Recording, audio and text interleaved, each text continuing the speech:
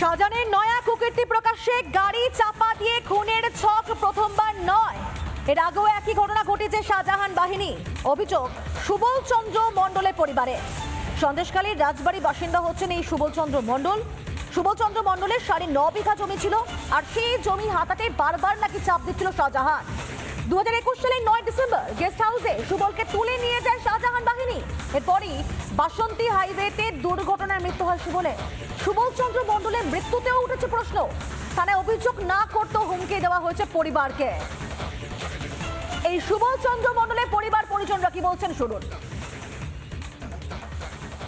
এটা শাহজাহানের লোকজন এসে জিসিবিতে ভেঙে দেয়।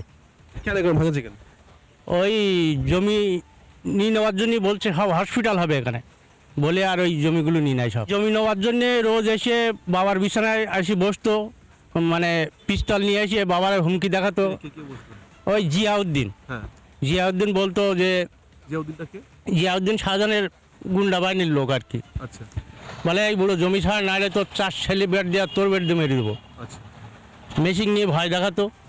তারপরকে একদিনকে নিয়ে যায় শাহজাহানের মার্কেটের ওখানে তুলে নিয়ে যায়। সেই দিনকে বাবা আর জীবিত ফিরেনি, মৃত অবস্থায় ফিরেছে।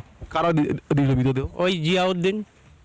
তো মৃতদেহ পৌঁছানোর সময় ওরা কি বলেছিল? বলেছিল যে ও গাড়ি অ্যাক্সিডেন্ট হয়ে মারা গেছে, আমরা হসপিটালে নিয়ে গেছিলাম, বাসিনি। তা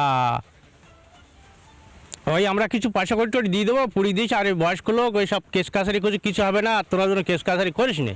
পুলিশের বললি পুলিশ তো ডায়েরিও নেবে না ওদের কথা শুনলে। অ্যাক্সিডেন্টে তো মারা গেলে তো পুলিশ এসে মৃতদেহ আমাদেরকে দেবে, পোস্টমর্টম হবে। তো সেগুলো কি হচ্ছে? ওরাই না, ওরা কিছু করতে দেয়নি।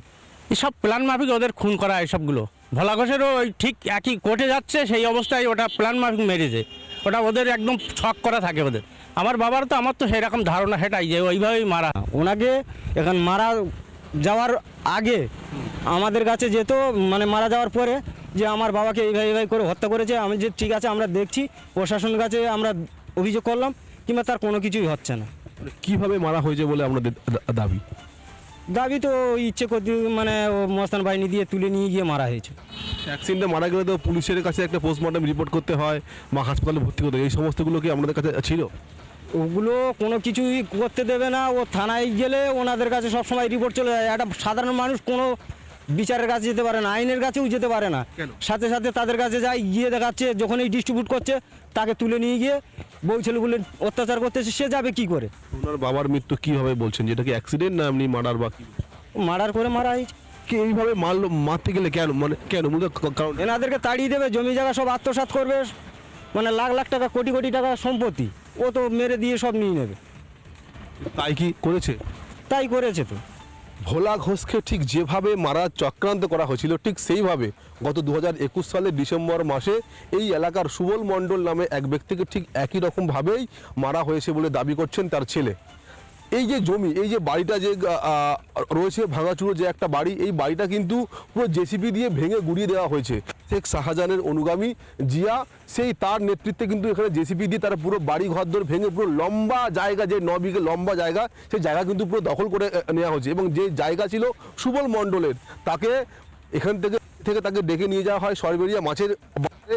তারপর তাকে তার মৃতদেহ তার বাড়িতে দেওয়া হয়। তাকে বলা হয় যে অ্যাক্সিডেন্টে মারা গেছে। যদি কোনো ব্যক্তি অ্যাক্সিডেন্টে মারা যায় তাহলে সাধারণত পুলিশ সেই মৃতদেহ উদ্ধার করবে, পুলিশ সেই মৃতদেহ পোস্টমর্টেম করবে, কিন্তু সেগুলো কিন্তু কিছুই হয়নি। তাকে বাড়ি থেকে ডেকে নিয়ে গিয়েছিল সরবেরিয়া মাছের আড়তে। তারপরে গভীর রাতে মৃতদেহ তার বাড়িতে পৌঁছে দেওয়া হয়েছিল। তাকে পরিষ্কারভাবে তাকে বলা হয়েছিল মারা গেছে। সেই ঘটনায় তার ছেলেরা কিন্তু তার ছেলেদেরকে কোনো অভিযোগ করতে দেওয়া হয়নি। তাদের হাতে কিছু টাকা দিয়ে বলা হয়েছিল রাতারাতি মৃতদেহ যেন দাহ করে দেওয়া হয়। এই ঘটনায় কোনো অভিযোগ করলে তাদেরকে প্রাণে মেরে ফেলারও হুমকি দিয়েছিলেন শেখ শাহজাহান, জিয়া সহ তাদের বেশ কিছু অনুগামীরা। এই ভোলা ঘোষের ঘটনার পর এখন এই ব্যক্তিরা যেটা দাবি করছেন, তার বাবার মৃত্যু সঠিকভাবে তদন্ত হোক এবং তার যে জমি, সেই জমি উদ্ধার করে দিক প্রশাসন, এমনটাই দাবি করছে। অর্থাৎ এটুকু থেকে কিন্তু পরিষ্কার হচ্ছে যে ভোলা ঘোষকে যেভাবে খুনের ছক কষেছিল, সেই ঘটনা কিন্তু এর আগেও কিন্তু ঘটিয়েছিল। মৃত সুবল মণ্ডলের ছেলেরা কোনো রকমভাবে পুলিশ প্রশাসন কারোর কাছে লিখিত অভিযোগ কেন, তাদের কাছে মৌখিকভাবে কোনো জানাতে পারেনি। তার কারণ শেখ শাহজাহান তখন জেলের বাইরে ছিলেন, তখন এলাকায় দাপিয়ে বেড়াচ্ছিলেন। অভিযোগ করতে গেলেই সুবল মণ্ডলের পরিবারের লোকেদেরকে প্রাণে মেরে ফেলারও হুমকি দিয়েছিলেন।